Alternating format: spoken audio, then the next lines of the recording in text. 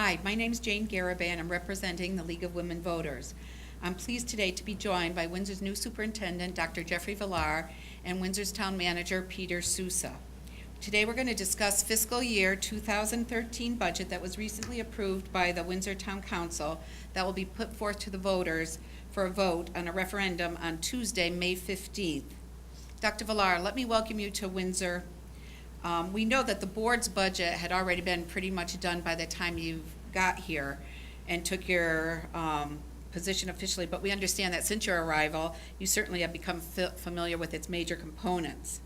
Perhaps it would be best to start by asking you both to give us an idea of what objectives were used in developing your budgets.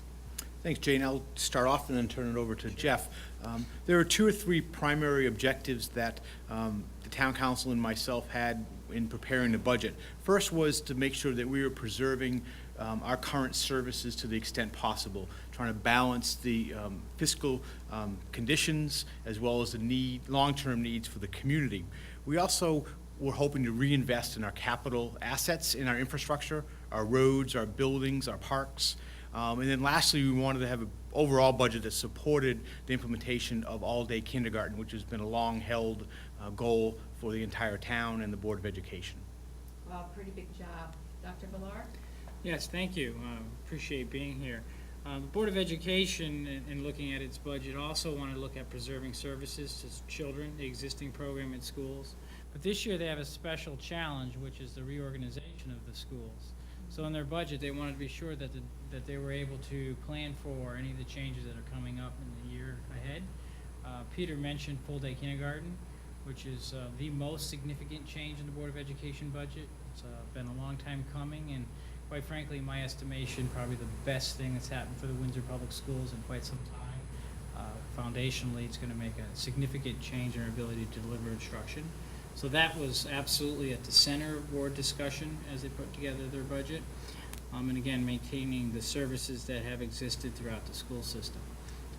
They were able to pull all that together and produce a very low increase this year, which I think they're, in general, all very proud of. Right. I know all-day kindergarten has been on the radar for a long time, and I hear only positive out there from parents that are really excited for what it's going to do for their children.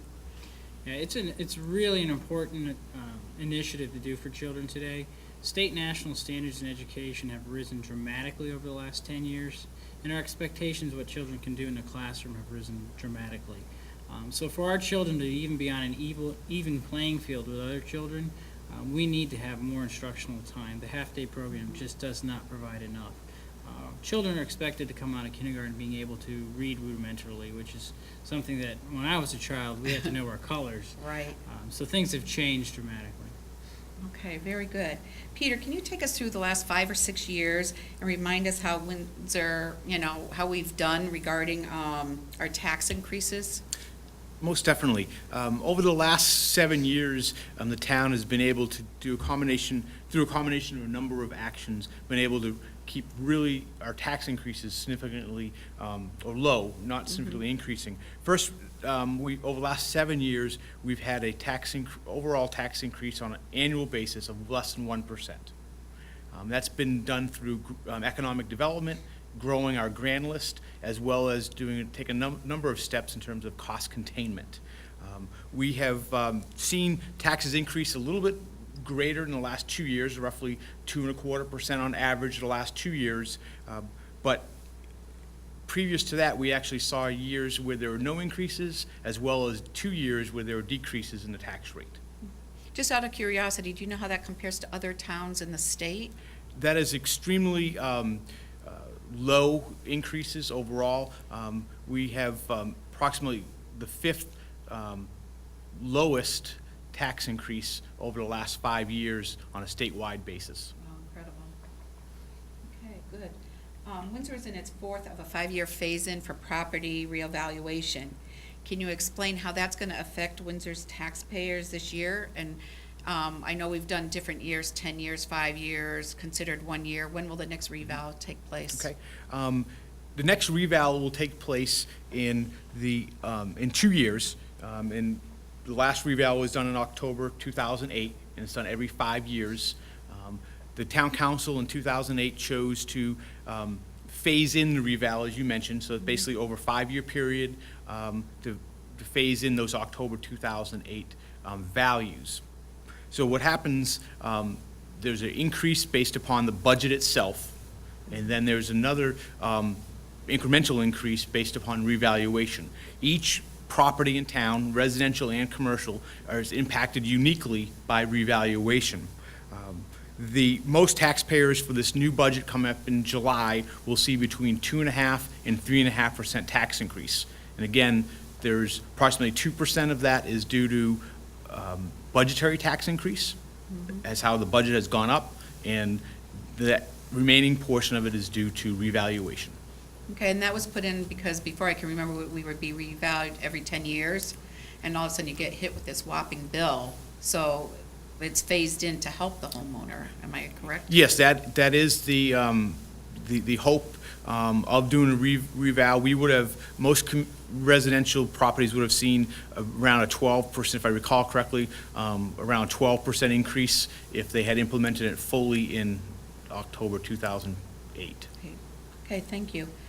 Dr. Villar, the school's budget shows a 0.99% increase.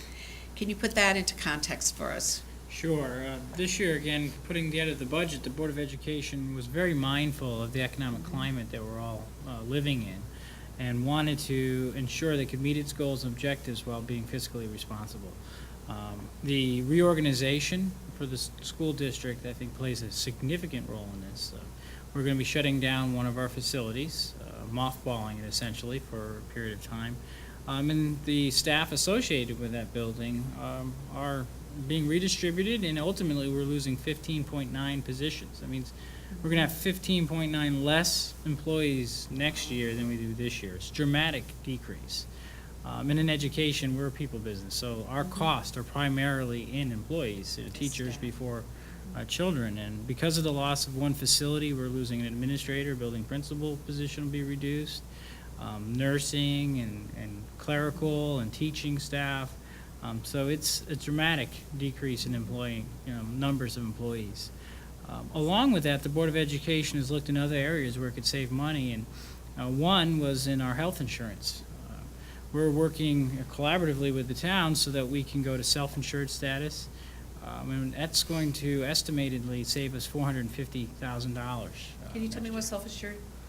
Well, moving to self-insured would essentially allow the school district through the town working together to be responsible for handling the claim action ourselves rather than going to an outside provider. We still use the Anthem network, and we do have insurance for in the event that you go over your ability. There's a set point that's placed there, and I'm not an insurance expert by any means, but it'll allow the town to manage that process, saving really the administrative cost more than anything of the health insurance.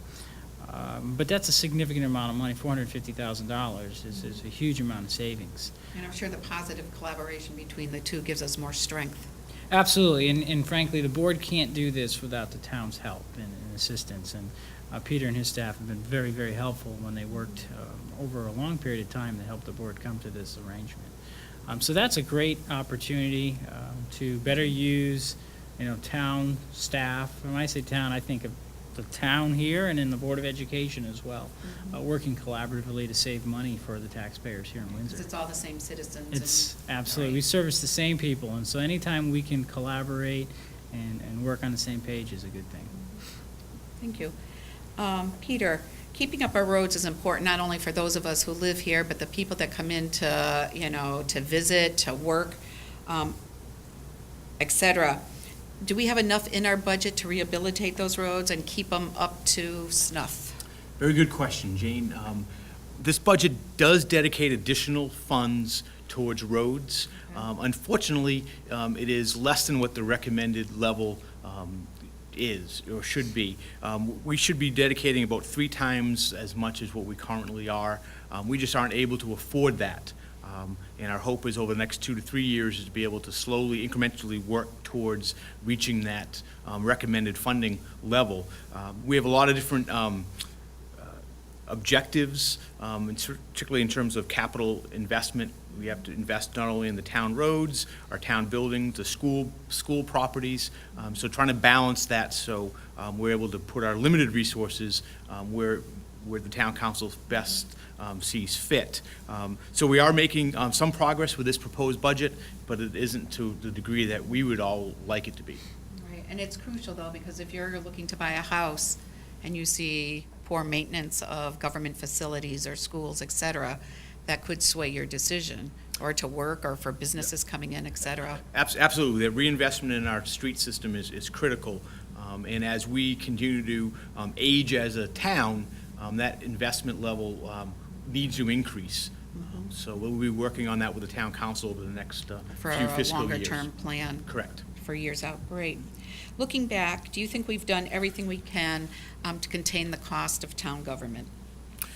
I truly believe that we have worked to contain cost, similar to what Jeff had just mentioned about the Board of Education moving towards a self-funding. The general government side of the town did self-funding this current fiscal year, which saved us approximately $480,000 in avoided expenses. So that's significant. We've also made changes to our town's pension plan.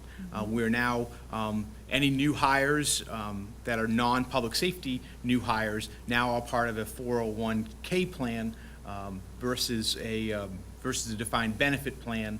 So that saves costs. We've saved $100,000 in pension costs just in the last 2 fiscal years. Wow. And so we anticipate those savings to continue to occur in the future. We've also asked our employees to contribute more towards their pension and to their health benefit costs, which reduced the town's share or the taxpayer's share. We've also reduced the size of the town's workforce. There are fewer police officers in public works, full-time positions than they were 6 years ago.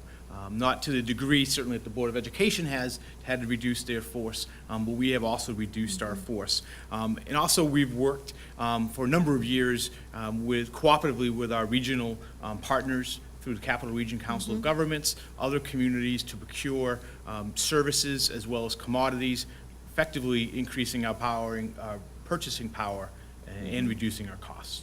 So it appears that instead of cutting major programs or things like that, you guys have really gone in and found cost savings that's not going to